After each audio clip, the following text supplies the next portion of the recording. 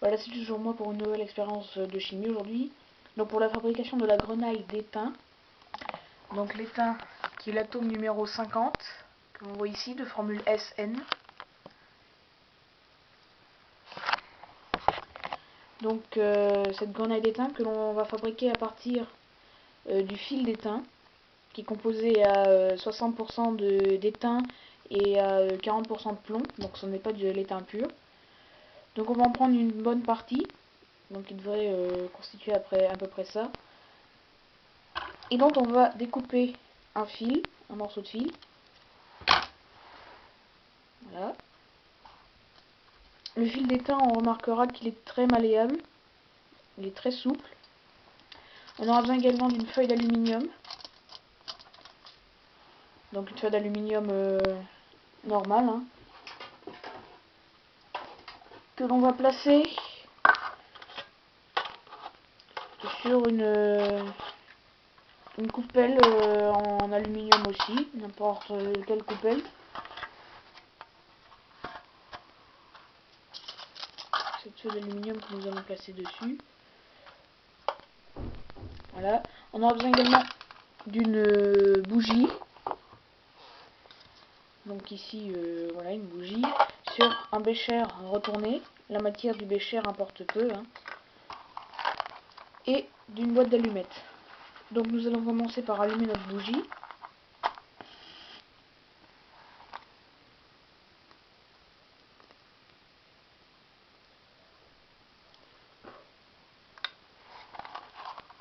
Voilà. Donc bougie à laquelle nous allons ajouter notre fil d'étain. On va l'ajouter en bas de la bougie, de manière à ce que l'étain, lorsqu'il va fondre, ne devienne pas noir à cause du carbone. Donc on va remarquer que l'étain va fondre assez vite. Et dès qu'une boule va se former, on va la déplacer et on va la poser sur l'aluminium.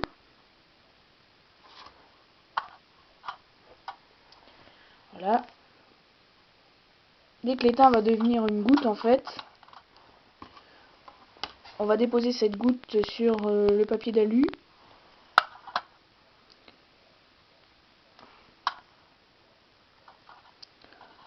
Pour tout simplement pour la récupérer, pour la refroidir.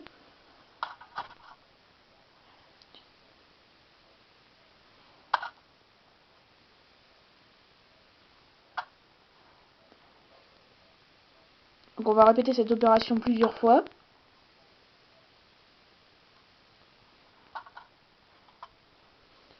Donc la grenaille à la fin ne sera pas tout à fait ronde. C'est un inconvénient, vu qu'elle va être, elle a été ronde au départ et elle va être posée sur une surface plate.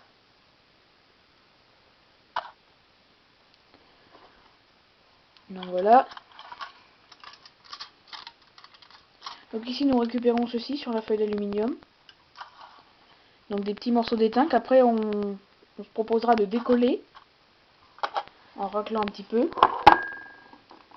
Et en les assemblant beaucoup, donc à la fin,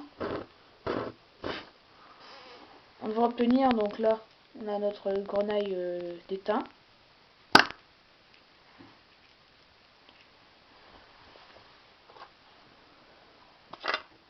Que l'on peut voir ici.